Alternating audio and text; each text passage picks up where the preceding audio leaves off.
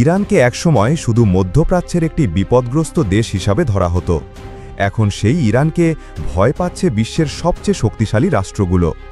যুক্তরাষ্ট্র, ইসরায়েল, এমনকি ইউরোপের বহু দেশ এখন ইরানকে নিয়ে চিন্তায় পড়েছে। কিন্তু প্রশ্ন হচ্ছে, কি এমন করেছে ইরান যে সবাই এত ভয় পেতে শুরু করেছে?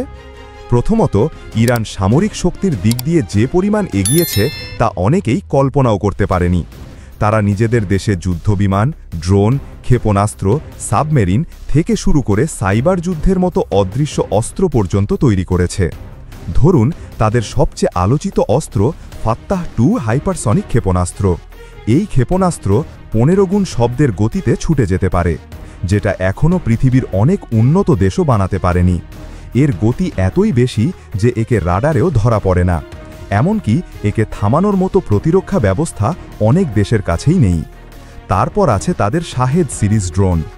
এই ড্রোনগুলো এত সস্তা, ছোট এবং কার্যকর যে রাশিয়া ও ইউক্রেন যুদ্ধে এই ইরানি ড্রোন ব্যবহার করেছে। এক একটা ড্রোন মাত্র কয়েক হাজার ডলারের খরচে বানানো হয়, কিন্তু এগুলোর ধ্বংসের ক্ষমতা বিশাল। তাই এখন সবাই ভয় পাচ্ছে, ইরান এই ড্রোনগুলো যদি পুরোপুরিভাবে ব্যবহার করতে শুরু করে তাহলে কি হবে একবার চিন্তা করুন। আর ইরানের ব্যালিস্টিক মিসাইল প্রোগ্রাম তো এমন এক জায়গায় পৌঁছেছে যেটা শুধু মধ্যপ্রাচ্য নয়, ইউরোপ পর্যন্ত কাঁপিয়ে দিতে পারে। DF-15, খাইবার, ইমাদ এরকম শক্তিশালী মিসাইল ইরানের গুদামে আছে। এদের অনেকগুলোর পাল্লা 2000 কিলোমিটারের বেশি, যার মানে হচ্ছে ইরান বসে থেকেও ইসরায়েল, সৌদি আরব এমনকি ইউরোপের কিছু অংশে হামলা চালাতে পারে। ইরানের একটা বিশেষত্ব হলো তারা নিজেরাই সব কিছু বানাতে চায়, বাইরের ওপর নির্ভর করে না। পশ্চিমা দেশগুলো যখন একটার পর একটা নিষেধাজ্ঞা দিচ্ছে, তখন ইরান নিজেই তাদের প্রযুক্তির অস্ত্র তৈরি করছে। তাদের আছে পারমাণবিক প্রযুক্তি, যার কারণেই সবাই এখন ইরানকে নিয়ে বেশ চিন্তিত। যদিও ইরান বারবার বলে আসছে তারা পারমাণবিক অস্ত্র বানাবে না, কিন্তু তথ্য বলছে তারা এখন এতটাই কাছে পৌঁছে গেছে যে চাইলে মাত্র 3 থেকে 4 মাসের মধ্যে পারমাণবিক বোমা বানিয়ে ফেলতে পারবে। এই তথ্য CIA থেকে শুরু করে ইসরায়েলি গোয়েন্দা পর্যন্ত সবাই জানে। এমনকি ইসরায়েলের প্রতিরক্ষা প্রধান একবার বলেই ফেলেছিলেন, ইরান এখন বোমা বানানোর একেবারে শেষ ধাপে আছে। আর এই কথাগুলোর জবাব দিচ্ছে ইরান, শুধু কথায় না, কাজেও। ইসরায়েল যখন গাজায় হামলা চালালো, ইরান একের পর এক মিসাইল, ড্রোন পাঠিয়ে যুদ্ধ পরিস্থিতি তৈরি করল। হুথিদের দিয়ে তারা রেড সিতে আমেরিকান জাহাজে আক্রমণ করালো। সবকিছু মিলিয়ে বোঝাই যাচ্ছে ইরান এখন আর চুপচাপ বসে থাকা দেশ না, এখন তারা নিজেদের বস হিসাবে দেখাতে চায়। বিশ্ব এখন একটা সমস্যায় পড়েছে। একদিকে তারা চাচ্ছে না ইরান পারমাণবিক শক্তিধর হোক, অন্যদিকে কেউ এখন চাইলেই ইরানে হামলা চালাতে পারছে না। কারণ ইরান এখন এতই প্রস্তুত, এতই সংগঠিত যে যুদ্ধ করলে সেটার খেসারত দিতে হবে অনেক বড় আকারে।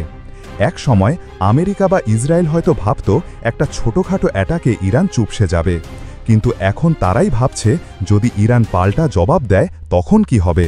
কারণ এখন ইরানের কাছে 15 লাখেরও বেশি সেনা প্রস্তুত আছে, আধুনিক এয়ার ডিফেন্স সিস্টেম, এমনকি সামুদ্রিক হামলার জন্য সাবমেরিন ও টর্পেডোও প্রস্তুত। ইরানের সাইবার যুদ্ধ এখন অনেক ভয়ঙ্কর।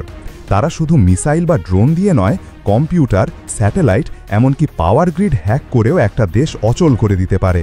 তাই আজকের দিনে ইরানকে আর কেউ হালকাভাবে নিচ্ছে না। ইসরায়েল যদি একটা ক্ষেপণাস্ত্র ছোড়ে, ইরান 100টা পাঠাতে পারে। আর আমেরিকা যদি যুদ্ধ শুরু করে, সেটা ছড়িয়ে পড়বে পুরো মধ্যপ্রাচ্যে। সত্যি বলতে কেউ কোনোদিন কল্পনাও করেনি এই নিষেধাজ্ঞায় জর্জরিত অশান্ত মধ্যপ্রাচ্যের একটা দেশ এত দ্রুত, এত ভয়ঙ্কর হয়ে উঠবে। এখন ইসরায়েল বা আমেরিকার বিপক্ষে ইরানকে উস্কে দেওয়া মানেই পুরো অঞ্চলকে চ্যালেঞ্জের মুখে ফেলে দেওয়া। এই কারণেই এখন সব বড় বড় দেশ ইরানকে ভয় পাচ্ছে। তারা জানে ইরান যদি চায় তাহলে সারা মধ্যপ্রাচ্যই যুদ্ধের ময়দানে পরিণত হবে, আর সেই যুদ্ধে কেউই বিজয়ী হতে পারবে না। বন্ধুরা, তোমাদের কি মনে হয়, ইরান কি পারবে আমেরিকা ও ইসরায়েলের প্রতিরোধ করতে, নাকি ইরান তাদের সামনে পরাজয় স্বীকার করবে? আমাদের কমেন্ট বক্সে আপনাদের মূল্যবান মন্তব্য জানাতে ভুলবেন না। ভিডিওটি ভালো লাগলে একটা লাইক করে চ্যানেলটি সাবস্ক্রাইব করে দিবেন।